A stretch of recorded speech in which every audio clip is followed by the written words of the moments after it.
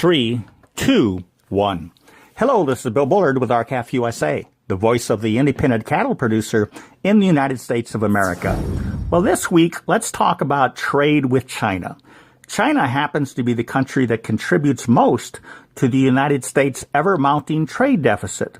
We have about a $500 billion trade deficit with the world, and $380 billion of that is the result of trade with China.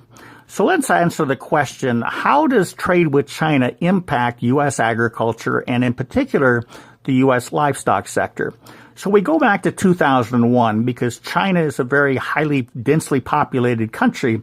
And in 2001, China was invited to join the World Trade Organization. The theory was that if China were allowed to play with the other countries, China would learn to play well and would become more democratic, and they would become more fair in their trade practices. But just the opposite has occurred since 2001. China has become a fierce, corrupt trade partner, and its focus has been on the United States of America. So what China began to do immediately was devalue its currency. And by doing that, it would artificially lower the price of the exported goods coming from China and to the United States. As a result of these cheaper goods entering the country, U.S. manufacturing firms were unable to compete against this artificially devalued import product, and as a result, they either went broke or they were offshored. In fact, we've lost about 5 million manufacturing jobs since China was allowed into the World Trade Organization. But that's not all China was doing. China engages in trade using state-owned enterprises, using government-controlled industries to compete head-to-head with independently owned industries in the United States. And then worse, we found out that China was cheating outright. They were stealing intellectual property. They were forcing companies to give up their technology as a condition to conducting business in China. And so what has happened was China has become a very predatory mercantile in the global trading arena.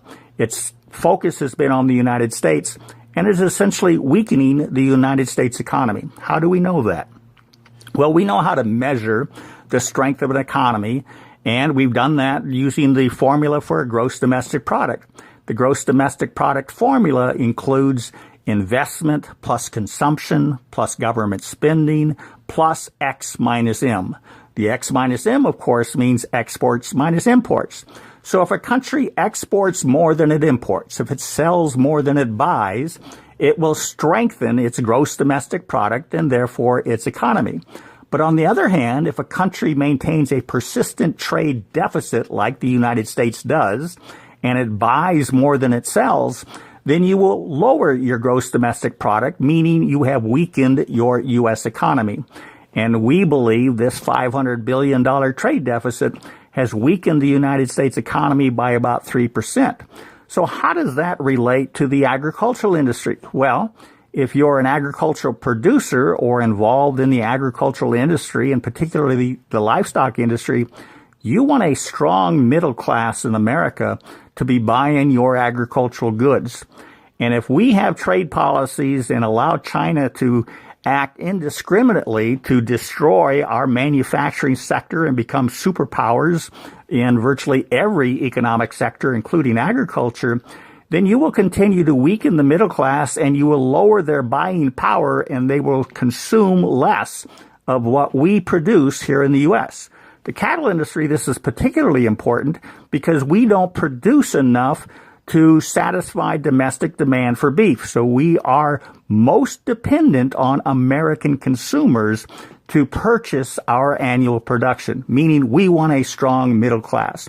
So what President Trump is doing in order to reform trade with China is a long time coming. We support it wholeheartedly. We should have done this 15, 20 years ago.